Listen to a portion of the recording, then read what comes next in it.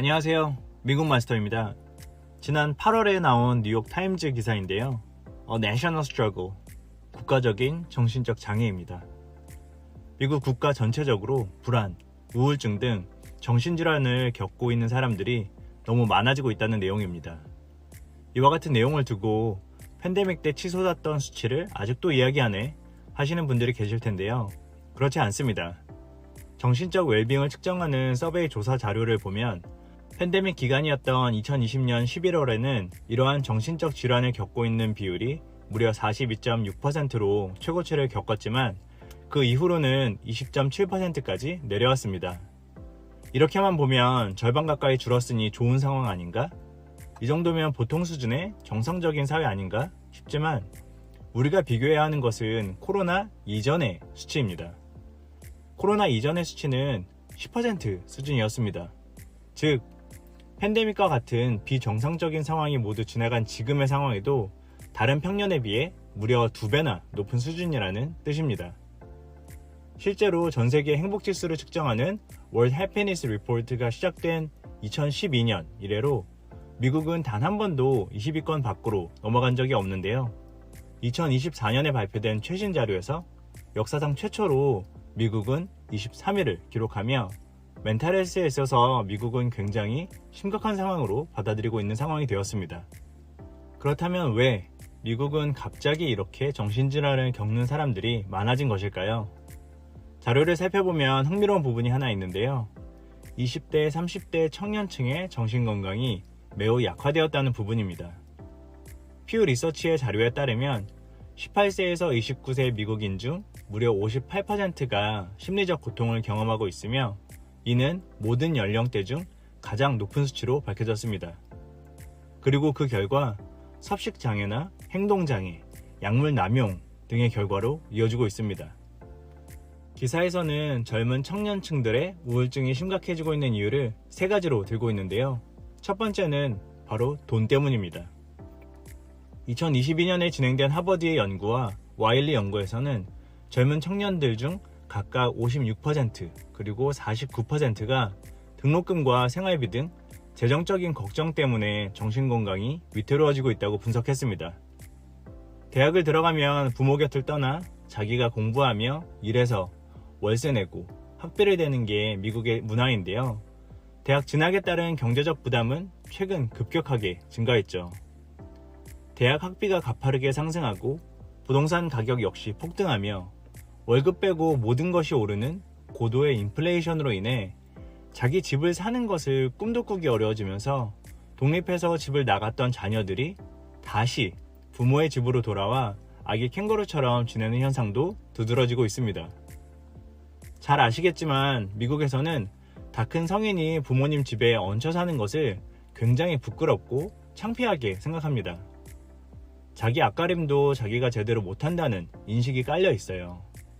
그런 사회적 분위기를 알면서도 부모님 집으로 들어가는 그 자녀들의 마음이 결코 건강할 수가 없겠죠. 루저라는 생각, 주변의 시선에 대한 부끄러움 등으로 자괴감과 상실감 속에 우울증이 깊어질 수밖에 없습니다. 두 번째 이유로는 SNS 사용으로 인한 사회적 고립을 꼽습니다. 소셜미디어를 통해 가상의 공간에서의 연결은 더 강화된 것처럼 느껴지지만 실질적으로는 대부분의 유저들은 오히려 외로움이 더 강화되고 있다고 분석되고 있습니다. 나만 빼고 다 잘 지내, 나만 빼고 다 잘 어울려 놀고 있어 같은 심리적 고립감인 거죠. 또 다른 리서치에서는 청년들의 44%가 내가 다른 사람들에게 별로 중요하지 않다라는 느낌을 받고 있고요. 34%는 외로움을 느낀다고 답했습니다. 세 번째는 사회적 문제입니다. 대표적인 것이 총기 사건들인데요. 하버드의 연구에 따르면 청년층의 정신건강에 영향을 미치는 변수 중 무려 42%가 학교 내 총기 폭력으로 꼽혔다고 밝혀졌습니다. 지난 9월 4일 조지아주 애틀랜타에서 총기 난사 사건이 있었죠. 4명이 사망하고 9명이 부상을 입었는데요. 그 후 총기로부터 직접적인 피해를 받지 않은 학생들임에도 정신공황 상태를 맞은 학생들이 급하게 응급실로 실려오는 일들이 있었다고 합니다. 최근 조지아주의 학생 건강 설문조사에 따르면 1725명의 응답자 중 약 200여 명이 지난 1년간 한 번 이상 자살을 심각하게 고려한 적이 있다고 답했습니다. 사회적 문제는 이 같은 문제 말고도 다양합니다. 존스 홉킨스의 연구에서는 낙태권을 폐지한 미국 대법원의 판결 이후 더 많은 여성들이 우울증과 불안을 겪고 있다는 것을 확인했습니다. 낙태 금지가 시행된 주의 여성들은 낙태 금지가 시행되지 않은 그러한 주에 비해 더 많은 정신적 장애를 겪고 있었습니다. 그런데 이와 같은 자료에서 또 다른 흥미로운 점이 하나 있었는데요. 바로 나이가 들수록 훨씬 더 우울증을 잘 관리하고 행복해진다는 것이었습니다. 그런데 그 전에 아직 구독을 하지 않고 이 영상을 시청 중이시라면 구독 버튼 꼭 한번 눌러주시면 너무나 감사할 것 같고요. 구독이 부담스러우시다면 좋아요라도 부탁드려 보겠습니다. 혹시 좋아요도 조금 부담스러우시다면 영상의 고정 댓글이라도 한번 읽어주시면 매우 감사할 것 같습니다. 그럼 다시 돌아와서 뉴욕타임즈 기사에서는 The Older, The Happier 이라는 소제목을 다루고 있는데요. 미국 질병통제예방센터의 조사에 따르면 한 달에 며칠 동안 정신건강이 좋지 않았는지를 묻는 질문에 대해 전반적인 수치는 꾸준하게 올라가는 반면 나이가 들면 오히려 반대로 가는 것을 확인할 수 있었습니다. 연구에서는 이를 두고 노인이 될수록 주의력과 기억력은 저하되지만 반대로 감정을 더 잘 통제하는 능력이 생긴다는 것으로 추론하고 있었습니다. 젊은 층들에 비해 훨씬 더 많은 삶의 풍파를 경험해온 노인들은 과거의 시간들을 돌아보면서 부정적인 기억보다는 긍정적인 기억에 더 집중하는 법을 배우거나 그런 긍정적인 기억이 적거나 거의 없더라도 스스로 감정적으로 만족스러웠다는 기억 왜곡을 하는 현상을 보였다는 것입니다.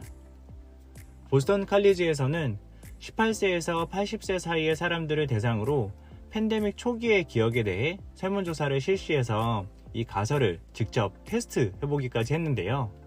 여기에서 아주 역설적인 사실을 하나 발견할 수 있었습니다. 바로 나이가 많을수록 사실 코로나 상황에서는 신체적으로 훨씬 더 위험할 수 있었음에도 불구하고 팬데믹에 대한 더 긍정적인 기억을 젊은 사람들보다 많이 가지고 있었다는 것입니다. 이러한 측면에서 본다면 삶을 흔드는 어떤 이벤트나 사건, 사고들에 대해서 이를 감정적으로 차분하게 수용하고 긍정적으로 삶을 이끌어내는 그런 능력들은 젊은이들이 노인들에 비해 더 잘 수행하기가 어려운 것입니다. 물론 여기에는 소셜미디어의 영향으로 보는 시선도 존재합니다. 노년층이 더 감정을 잘 통제하는 법을 알기 때문이 아니라 나보다 다른 사람들이 더 부각되고 나를 더 작게 만드는 인스타그램이나 틱톡이나 페이스북이나 이런 다양한 여러 가지 소셜미디어에 더 친한 세대일수록 행복해지기가 어렵고 따라서 긍정적인 자존감을 가지기 어렵게 만드는 경향이 있을 수 있기 때문이라는 것이죠. 그 역시도 또한 맞는 말 같습니다. 지금의 이런 상황들 속에 이제 아메리칸 드림은 끝났다는 말들도 나오고 있는데요. 미국으로 이민 오는 사람들은 물론 미국에서 나고 자란 미국인들도 모두 미국에서 꿈을 실현하고 자유를 실현하면서 그렇게 살기가 더욱더 어려워지고 좌절감이 커지고 있다는 것인데요. 그에 대해서는 여기에서 다 설명드리기가 다소 좀 어려워서 여기 보이는 이 영상에 담아 놓았으니까 클릭해서 이어서 살펴보시면 좋을 것 같습니다.